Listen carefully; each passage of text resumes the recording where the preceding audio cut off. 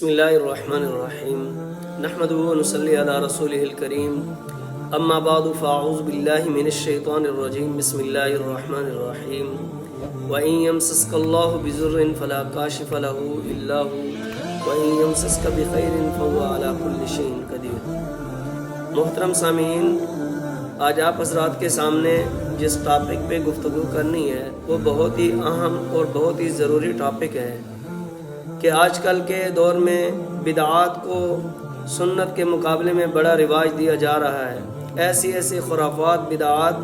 کہ جن کا سننا اور سمجھنا اور ان کو اپنی زندگی میں لانا بڑا عجیب کن نظر آتا ہے اور لوگ اس سے ٹس سے مس نہیں ہوتے، اور رسول اللہ صلی اللہ علیہ وسلم کی مبارک سنت کے مطابق میں غلیظ قسم کے عقائد نظریات کو گھڑا جاتا ہے اور امت میں پیش کیا جاتا ہے، جبکہ نبی کریم صلی اللہ علیہ وسلم کا سنت عمل بہت ہی بہترین عمل ہے۔ ان بدعات میں سے ایک بدعت جو آج کے دور میں رائج ہے وہ ہے 22 رجب کے کنڈوں کی ایک بدعت جو عوام میں بڑے زور و شور کے ساتھ پھیلائی جا رہی ہے، اور لوگوں کو اس کی حقیقت سے آگاہ نہیں کیا جاتا۔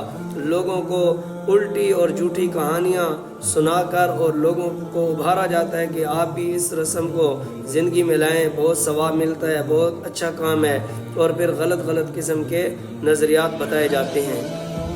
میں 2-4 باتیں بطور تمہید کے بتا کر پھر 4 باتیں اس کے متعلق قابل غور آپ کو بتاؤں گا، پھر فیصلہ آپ نے کرنا ہے کہ آیا کہ ان بدعات سے ہمیں اجتناب کرنا چاہیے، ان کا بائیکاٹ کرنا چاہیے یا نہیں کرنا چاہیے، یہ فیصلہ آپ نے خود کرنا ہے۔ سب سے پہلی چیز کہ نفع اور نقصان کا مالک، جیسے میں نے ابھی قرآن کی آیت پڑھی، نفع اور نقصان کا مالک صرف اور صرف اللہ کی ذات ہے، اور اس میں جو بھی نفع ہوگا اللہ کی ذات کی طرف سے ہوگا، جو بھی نقصان ہوگا وہ بھی اللہ کی ذات کی طرف سے ہوگا، کوئی اور اس کا مالک نہیں ہے جب تک میرے اللہ نہ چاہیں۔ اسی طرح دوسری چیز، جن کی طبیعت میں جھوٹ ہو، اگر ان کے سامنے سچ بیان کیا جائے تو اس کے سچ سے کوئی تعلق نہیں، کیونکہ جن کی طبیعت ذہن میں، مزاج میں، عقل اور شعور میں، چال و چلن میں، اٹھک بیٹھک میں، صبح شام میں، نشست و برخاست میں جھوٹ کی آمیزش ہو، سچ سے ان کو کوئی تعلق نہیں۔ تیسرے نمبر پہ جن کے مذہب میں جھوٹ کو ایک فضیلت حاصل ہو اور جھوٹ کو ایک درجہ دیا جاتا ہو، ان کے ہاں جھوٹ بولنا کوئی معمولی بات، کوئی مشکل بات نہیں ہے، ان کے ہاں ایک عام بات ہے جھوٹ بولنا، چاہے وہ کسی بڑے پر جھوٹ بولا جائے، چاہے کسی جھوٹے پر، کسی اچھے پر، کسی پاک پر، جس پر بھی جھوٹ بولا جائے ان کے ہاں کوئی مشکل نہیں ہے۔ چوتھے نمبر پہ جن کے مذہب کے اندر خدا کے بارے میں یہ کہنا کہ خدا نعوذ باللہ جھوٹ بول سکتا ہے، تو وہ اگر اس جھوٹ کا الزام اپنے اماموں پر کر دیں تو کیسے مشکل ہو سکتا ہے ان کے لیے۔ اپنے اماموں پر جھوٹ بولنا کوئی مشکل نہیں ہے، وہ اپنے جو خدا کو معاف نہیں کر سکتا وہ اپنے اماموں کو کیسے معاف کریں گے۔ اور 5ویں نمبر پہ جن کے مذہب میں نعوذ باللہ من ذالک کہ نبوت کا حقدار علی تھا اور علی کی نبوت محمد کو دی گئی، جیسے اس طرح کے جھوٹ بولنے والے وہ اپنے امام جعفر صادق رحمۃ اللہ علیہ جیسے آل رسول کی اس کڑی کو کیسے معاف کر سکتے ہیں؟ لہٰذا وہ ایسے محترم اور مکرم شخصیت کو جھوٹ کے کیچڑ میں کیسے نہیں دھکیلیں گے؟ یہ کبھی بھی نہیں ہو سکتا۔ تو میرے بھائی،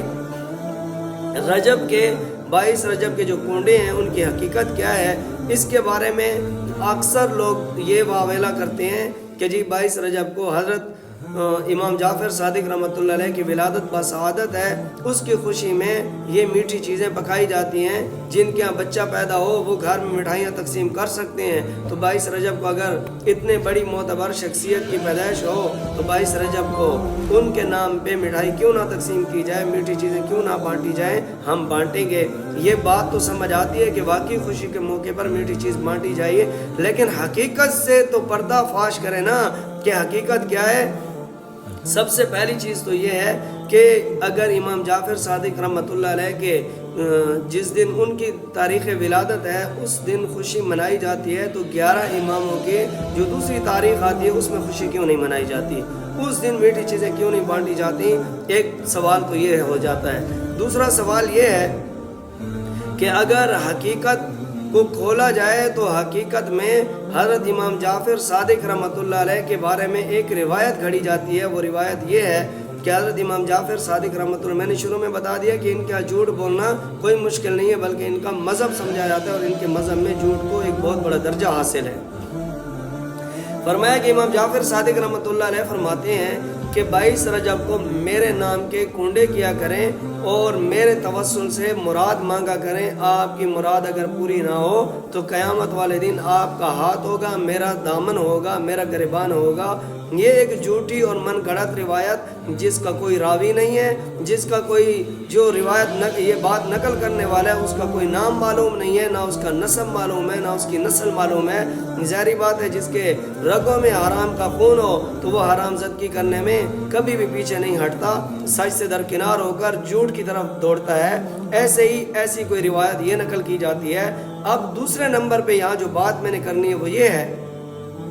کہ 22 رجب کو حضرت امام جعفر صادق رحمۃ اللہ علیہ کے بارے میں منسوب کیا جاتا ہے کہ جی ان کی ولادت ہے اور خوشی منانی چاہیے، مناتے ہیں لوگ، اچھی بات ہے، لیکن 22 رجب کو آیا کہ حضرت امام جعفر صادق رحمۃ اللہ علیہ کی ولادت ہے بھی صحیح کہ نہیں؟ خود ان کے ایک مؤرخ ہیں بہت بڑے، نجم الحسن قراروی، انہوں نے اپنی کتاب کے اندر انہوں نے یہ بات لکھی، 14 ستارے صفحہ 371 امامیہ کتب خانہ لاہور میں یہ بات کتاب چھپی ہوئی ہے۔ اس کے اندر انہوں نے یہ بات رکھی ہے کہ حضرت امام جعفر صادق رحمۃ اللہ علیہ کی ولادت بسعادت 17 ربیع الاول کو ہے اور ان کی وفات 15 شوال کو ہے۔ آپ بتائیں جس کی ولادت 17 ربیع الاول کو ہو رہی ہے اور وفات 15 شوال کو ہو رہی ہے، 22 رجب کا تو نام ہی نہیں ہے اس کے اندر، پھر یہ خوشی کس کھاتے میں منائی جا رہی ہے؟ اس کا اصل مقصد کیا ہے وہ میں آگے چل کر آپ کو بتاتا ہوں۔ دوسرے نمبر پہ معروف محمد حسین نجفی نے 22 رجب کے یہ خوشی منانے والی بات اور اس کی حقیقت انہوں نے بتائی کہ اس کا رواج ہندوستان اتر پردیش کے اندر سب سے پہلے شروع کیا گیا اور یہ حقیقت میں ہمارے مذہب میں اس کی کوئی حیثیت نہیں ہے۔ انہوں نے اس بات کو لکھا کہ پہلے ہندوستان میں پہل شروع ہوئی، پھر پنجاب اور سندھ پاکستان کے اندر شروع کی گئی، حالانکہ اب تک سرحد اور بلوچستان کے کئی علاقوں میں اس بات کا رواج تک نہیں ہے۔ انہوں نے یہ کتاب لکھی اصلاح الرسوم صفحہ 382 باب نمبر 8 کے اندر اس بات کو درج کیا۔ اب میرے بھائی، اب میں آپ کو بتاؤں کہ 22 رجب کو یہ خوشی اور یہ مٹھائیاں کیوں بانٹی جاتی ہیں؟ اس لیے کہ وہ جیسے ایک نعرہ لگایا جاتا ہے کافروں پہ حاویہ حضرت سیدنا معاویہ، تو حضرت امیر معاویہ رضی اللہ تعالیٰ عنہ کی وفات کا دن ہے 22 رجب کو، تو یہ ان کے اکثر جگہوں پہ لکھا ہوا یہ جملہ ملتا ہے مرگ معاویہ، تو یہ انہوں نے حضرت امیر معاویہ رضی اللہ عنہ کی وفات کے اوپر خوشی منانے کا، جشن منانے کا یہ ڈھونگ رچایا ہوا ہے اور نام کرتے ہیں کہ حضرت سیدنا امام جعفر صادق رحمۃ اللہ علیہ کی تاریخ ولادت کی ہم خوشی مناتے ہیں۔ تو میرے بھائی اس سے خود بھی بچیں اور ایسے لوگوں سے بھی بچیں اور دوسرے لوگوں کو، دوسرے حضرات کو اور خصوصاً اہل سنت والجماعت مسلمانوں کو اس سے بچائیں۔ اللہ تعالی ہمارا حامی و ناصر ہو اور اللہ ہمیں شرک و بدعات سے ہماری حفاظت فرمائے اور رسول اللہ صلی اللہ علیہ وسلم کا سچا امتی بن کر رسول کی سنت کی پابند زندگی گزارنے کے اللہ میں توفیق عطا فرمائے۔